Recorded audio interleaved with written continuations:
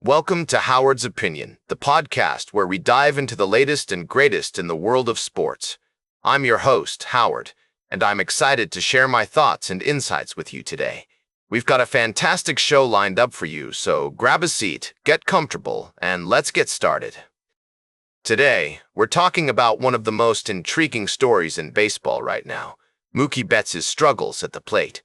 The Los Angeles Dodgers superstar has been having a tough time finding his rhythm, and it's got everyone in the sports world scratching their heads. I mean, this is a guy who's known for his incredible skills on the field, so what's going on? According to reports, Betts has been seeking advice from some of the best minds in the game, including former Dodgers player J.D. Martinez and his teammate Freddie Freeman.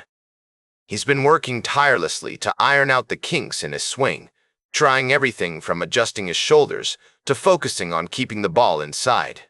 And you know what? It seems like it might be paying off. Over his last 8 games, Betts has shown signs of life at the plate, racking up 14 hits and knocking in 7 runs. That's more like the Mookie we know and love. But here's the thing. He's not out of the woods yet. He's still got to prove that he can sustain this level of performance over the long haul. Dodgers manager Dave Roberts says that Betts is showing more confidence and conviction in his swings, which is music to my ears. And Freeman has noticed that their meetings at his locker have stopped, which could be a sign that Betts is feeling more comfortable with his game. So, what does it all mean? Can Mookie Betts get back to his old self and lead the Dodgers to victory? We'll be keeping a close eye on this story as it develops. And speaking of developments, we've got some other fascinating sports news to share with you today. We'll be right back with more fascinating sports news on Howard's Opinion. Welcome back to Howard's Opinion. We're diving into the world of sports, specifically the NFL, where preseason games are heating up and teams are gearing up for the upcoming season. Today, we're looking at some exciting matchups and storylines that are catching our attention. As we explore the latest news from the gridiron, it seems like every team is looking to make a statement this year. From Cam Ward aiming for a top 10 offense with the Titans to Justin Herbert preparing to lead the Chargers, there's no shortage of talent on display. And let's not forget about the rookies making their mark. Travis Hunter could be a game-changer as a two-way star, and Matthew Golden is already turning heads with his skills. We're also keeping an eye on some interesting prop bets for this week's games. Will Anthony Richardson throw a touchdown pass on his first drive? Can Daniel Jones lead his team to victory against the Colts? The odds are out, and fans are eagerly placing their bets. Of course, it's not all about the action on the field. There are also some compelling storylines off the gridiron. From Jerry Jones's cancer diagnosis to Landon Dickerson serving beers at practice while recovering from surgery, there's never a dull moment in the NFL. As we continue to follow these stories and more, one thing is clear. This season is shaping up to be one for the books. With talented players, intense matchups, and plenty of drama, NFL fans are in for a treat.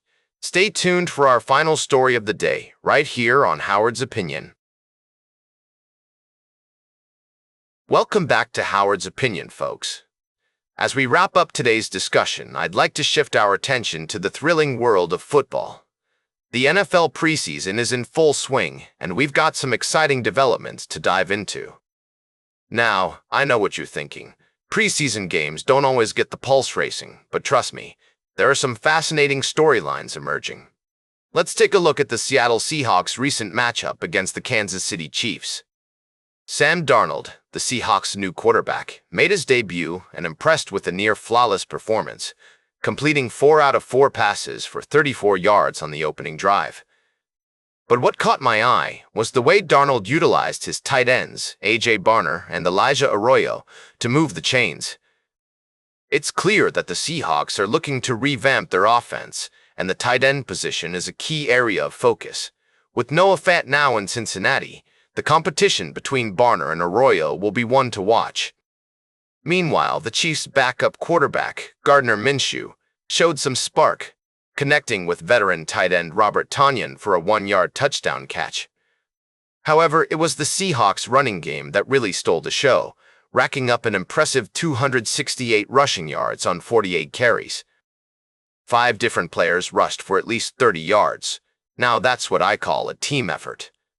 As we look ahead to the upcoming season, it's clear that both the Seahawks and Chiefs have their work cut out for them.